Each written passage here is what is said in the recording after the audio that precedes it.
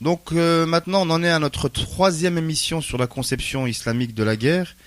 Et on avait expliqué la semaine dernière et la semaine d'avant que la majorité, effectivement, des batailles menées par les musulmans étaient des batailles défensives, hein, c'est-à-dire qui consistaient à se défendre de l'oppression des Quraysh, hein, donc des Mécois tyranniques de l'époque, et que l'islam autorisait le fait de se défendre lorsque l'on était face à la tyrannie.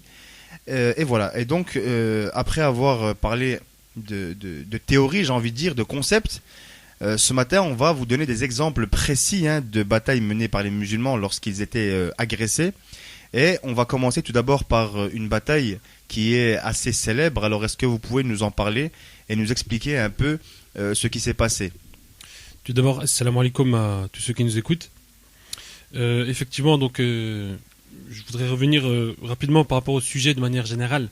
Donc là, il s'agit d'aborder donc la conception islamique de la guerre. Donc c'est pas un sujet qui a été pris au hasard, c'est parce que en fait il y a des préjugés, il y a des images aujourd'hui dans lesquelles on montre, on essaye de définir les musulmans comme étant des sanguinaires barbares qui répandent leur idéologie avec l'épée et donc et qui n'hésitent pas à tuer sans aucune pitié. Donc le but étant de voir qu'historiquement ça s'est pas passé du tout comme ça, puisque comme tu l'as précisé, si on prend donc la première bataille qui a été menée par les musulmans contre leurs ennemis, il s'agit de la bataille appelée la bataille de Badr. Alors à quoi elle fait référence justement cette bataille? Alors pour bien comprendre une bataille, il faut à tout prix se situer dans le contexte de la bataille, puisqu'il y a un avant bataille et il y a un après bataille. C'est-à-dire une guerre, il faut toujours la prendre dans son contexte, et c'est ce qu'on va essayer d'expliquer. Donc là, il faut bien comprendre que le saint prophète, que la paix de Dieu soit sur lui et sur sa sainte famille, devient prophète à partir de l'âge de 40 ans. Et donc ça se passe à la Mecque, et pendant 13 ans. Donc il va avoir une mission prophétique de 23 ans en tout, dont 13 ans, donc la majeure partie de sa vie, il va la passer à la Mecque. Et pendant cette période, ça ne va pas se passer de la façon la plus tranquille, puisque il va subir des persécutions. Parce que ce qu'il faut savoir, c'est que le prophète de Dieu, le prophète Mohammed, sur lui la grâce et la paix, eh bien lui, il vient contre les privilèges de certains notables de la Mecque. On est d'accord? Et ceux-ci se sentent donc menacés, et ils vont répondre par des violences et des persécutions qui vont durer pendant 13 années, et ce sera 13 années de souffrance, et donc où il va subir la tyrannie et la maltraitance de ses ennemis. D'accord, alors justement par rapport à cette maltraitance qui va durer 13 ans, donc c'est vraiment quelque chose qui est énorme, hein, surtout pour une religion qui est naissante. Alors qu'est-ce qui va se passer à partir de là? Comment est-ce qu'on va être ramené? Comment est-ce que à la fois d'un côté les Mécois tyranniques et les nouveaux convertis, en fait les nouveaux musulmans, comment est-ce qu'ils vont se retrouver en bataille? Ben, entre-temps, ils ont tellement été tyrannisés, les musulmans, qu'ils ont reçu l'ordre d'émigrer à Médine. Donc, on appelle ça les hijra. Donc, ça annonce le début du calendrier musulman. C'est à partir du moment où le saint prophète, sur les grâces à la paix, quitte la Mecque pour Médine. Donc, là, les musulmans, ils ont été accueillis par les partisans qu'on appelle Al-Ansar, les partisans, c'est-à-dire les Médinois, à la ville de Médine. Donc après, les Quraysh, les persécuteurs, ils étaient très acharnés contre l'islam et ses adeptes. Ils ont d'abord pris contact avec les chefs des hypocrites de Médine, parce qu'il faut savoir que dans Médine, il y avait un groupe de personnes qui n'acceptaient pas l'autorité du saint prophète. On ne va pas rentrer dans les détails, très bien. Parler à proprement dit de la bataille. D'accord, alors est-ce que les Quraysh et ces fameux hypocrites, alors qu'est-ce qu'ils ont fait pour lutter contre le prophète, sur lui la grâce et la paix, et ses adeptes? D'abord, ils ont provoqué une révolte à Médine pour obliger le prophète à quitter la ville. Ça n'a pas fonctionné. Ensuite, ils ont cherché à former des alliances avec les Bédouins qui étaient installés sur la route de la Mecque et Médine. Donc, cette alliance-là entre les Bédouins et les Quraysh commençait à provoquer des agressions contre le jeune État islamique.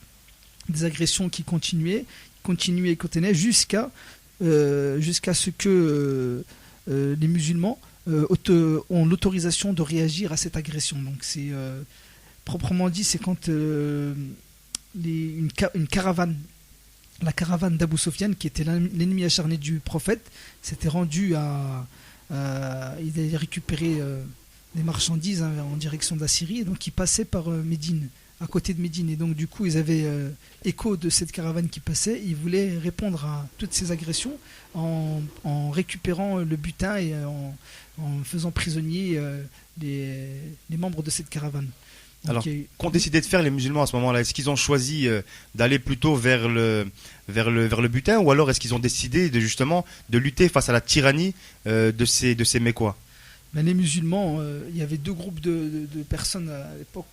Il y en avait qui cherchaient la facilité en récupérant le butin, et l'autre, ce que j'ai pas cité, il y avait une rumeur qui disait qu'il y avait un groupe de Quraysh qui venait de la Mecque pour en découdre avec les musulmans en Médine, et donc du coup cette rumeur-là, elle s'avérait vraie. Donc il y avait deux groupes, il y avait un gros groupe, une armée constituée qui venait pour en découdre avec les musulmans, et l'autre groupe qui allait vers la caravane. Donc le prophète, il a laissé le choix à ses compagnons de choisir.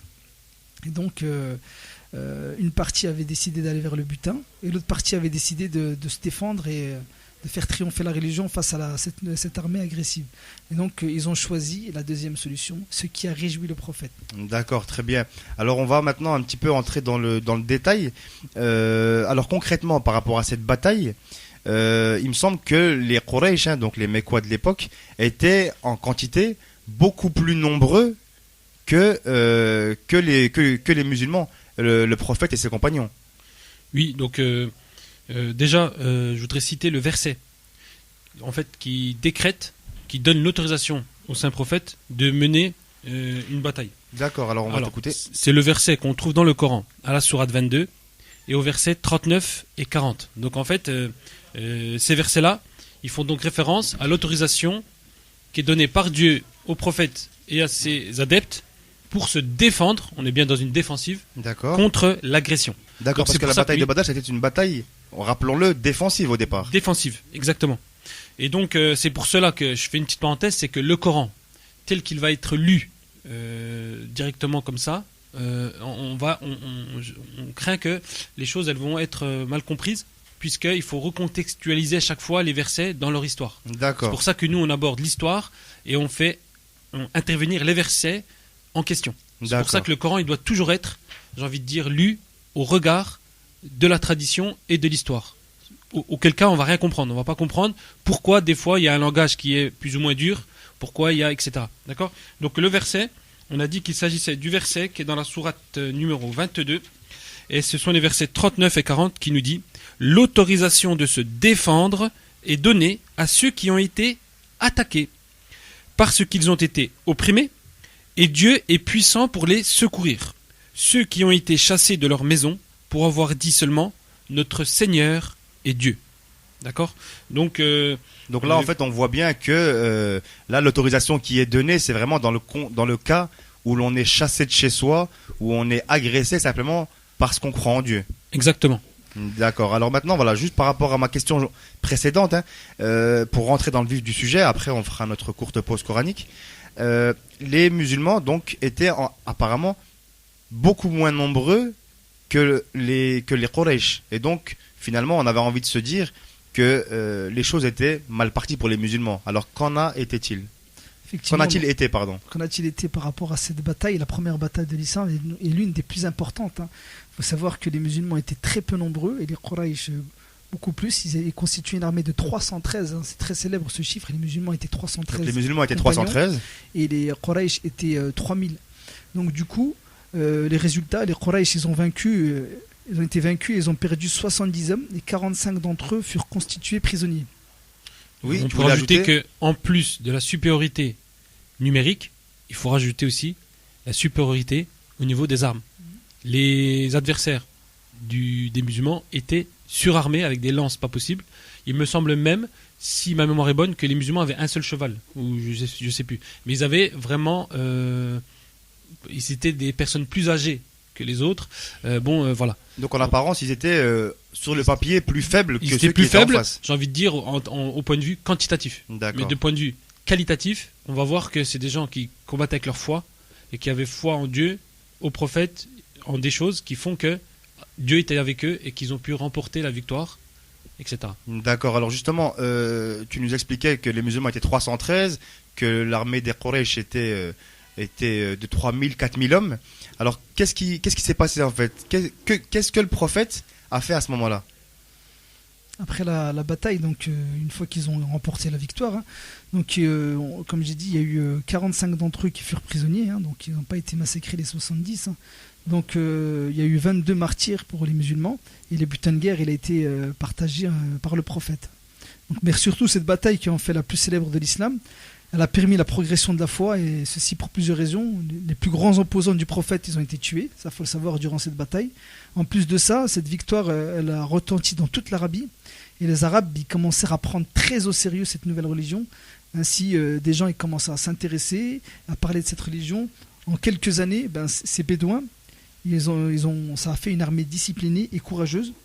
Et d'autres qui voulaient le détruire ont perdu leur assurance. Donc du coup, cette bataille-là, elle a fait que le jeune État islamique a fini par asseoir son autorité et attirer des adeptes qui étaient attirés par cette religion et on va dire, à calmer les ardeurs des ennemis, quoi.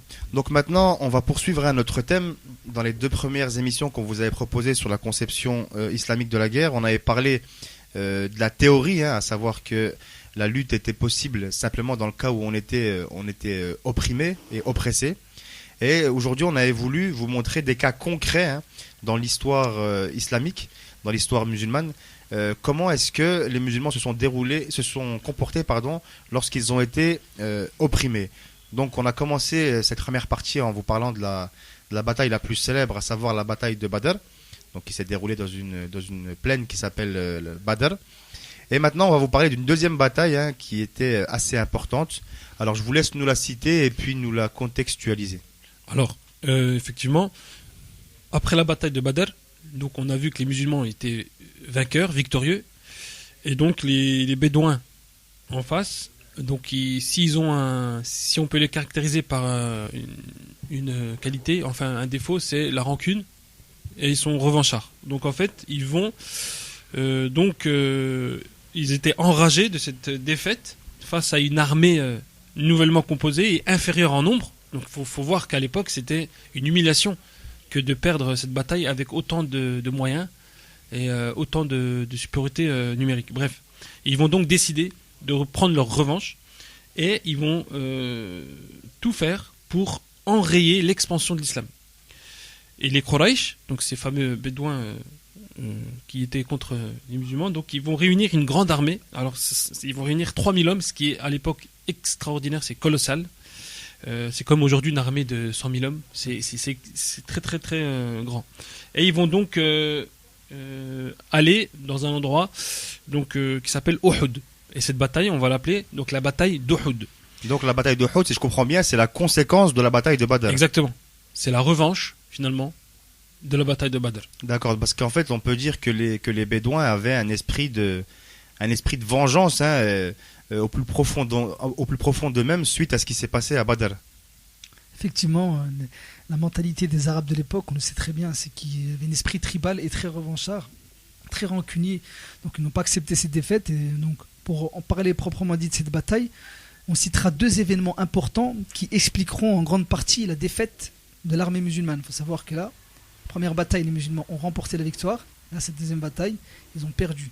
Donc la première raison, c'est l'abandon de leur poste de la part des archers qui, voyant l'ennemi s'éloigner, ils étaient descendus pour chercher du butin alors qu'ils avaient reçu l'ordre strict, un ordre strict du prophète sur la grâce à la paix, de rester et de ne pas bouger sans son ordre. Donc ça, c'est la première raison de leur défaite. On raconte même que le prophète leur avait expressément dit, même si vous voyez des vautours manger la chair de vos ennemis, vous ne devrez pas bouger de votre poste. Donc le prophète avait déjà l'intuition des choses. D'accord. Mais malheureusement, comme l'a dit Mohamed, il y a eu donc de l'indiscipline qui s'est créée au sein des archers, ceux qui étaient chargés de tirer les flèches. Et donc voilà. D'accord, donc ça c'est la première raison de la défaite. Oui. Et la deuxième raison de la défaite. Deuxième raison, il y a une rumeur au cours de cette bataille, une fausse rumeur, hein, qui a également causé des dommages importants. Donc on a fait courir le bruit que le très saint prophète, sur la grâce à la paix, a perdu, a été tué, et donc alors qu'en réalité il fut seulement blessé. Donc on a fait circuler la rumeur qu'il était mort. Donc, Donc, il faut est-ce que savoir- c'était pas une manière de faire peur aux musulmans pour qu'ils lâchent le morceau, en fait, en quelque sorte? Effectivement, après, on peut trouver plein de causes et plein de théories pour expliquer un peu. Dans tous les cas, les faits sont là. Les D'accord. musulmans ont été indisciplinés. Et malgré que le prophète, j'ai envie de dire, même si le prophète a été tué, c'est pas pour autant qu'on va tout abandonner, quoi. Donc il y a D'accord. beaucoup d'enseignements par rapport à cette bataille, mais simplement on va d'abord citer les faits. Donc les musulmans, ils ont perdu durant cette bataille. Les Mécois ont subi cette fois moins de pertes que les musulmans. 28 d'entre eux, ils ont été tués, tandis que les musulmans ont eu 70 martyrs, dont le célèbre Hamza et Mus'ab ibn Umayr, Donc Hamza qui n'est autre que... l'oncle du très saint prophète. Voilà, très bien. Donc cette défaite, elle a servi de grande leçon aux musulmans. Et donc ils ont compris, après s'être remis en question, que pour gagner, il fallait tout d'abord obéir au prophète. Donc c'est même une injonction du Coran, hein. Obéissez à Dieu et à son prophète. Subhanallah. Donc d'une manière générale, ils comprirent que la désobéissance, elle ne peut engendrer qu'humiliation, défaite, et qu'en plus de la mort spirituelle, elle peut aussi provoquer la mort physique. Donc ils ont également compris qu'il était absolument nécessaire pour réussir lors de la guerre, et pour réussir tout court, de se détacher de l'amour des richesses et de la vie d'ici-bas, et d'agir sans jamais perdre de vue l'objectif final, à savoir se rapprocher de Dieu. Donc les deux raisons qui ont causé leur défaite, c'est qu'ils ont été attirés par le bulletin. Très bien. Et autre chose, c'est qu'ils ont pas écouté, donc du coup ils ont désobéi. Et en plus de ça, Ils ont eu des doutes, en quelque ils ont sorte. eu des doutes par rapport à la foi. Le prophète est mort, donc la religion est morte. Et en dehors de ce qui les a fait remettre en question. Dès que c'était une défaite, c'est pour en tirer des leçons pour que les musulmans se renforcent à partir de cette défaite-là. Voilà, on peut citer le courage dans cette bataille de l'imam Ali sur la paix qui a, malgré tout, il est resté protégé, le saint prophète, qui avait, au cours de cette bataille, perdu même des dents.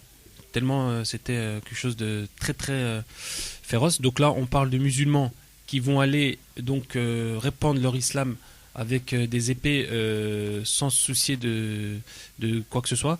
Or, on voit bien que dans les faits historiques, c'est le contraire, c'est les musulmans qui ont été opprimés et qui ont subi de lourdes pertes et qui ont, à chaque fois qu'ils ont effectué des batailles, c'était dans un cadre défensif. Et on ne pourra jamais en vouloir à une religion ou à quelconque régime de se défendre. C'est dans son droit le plus strict. D'accord, très bien. Donc c'est pour ça qu'on a voulu vous citer ce matin ces deux exemples de bataille où effectivement les musulmans étaient opprimés et qu'ils ont choisi de se défendre face aux agressions et aux persécutions qu'ils vivaient. Ouais, je voulais simplement rajouter que la conséquence de cette bataille aussi, c'est en fait finalement, il faut que les Quraysh ont compris qu'il ne fallait pas simplement une simple guerre pour mettre à fin cette religion, parce qu'elle était tellement enracinée.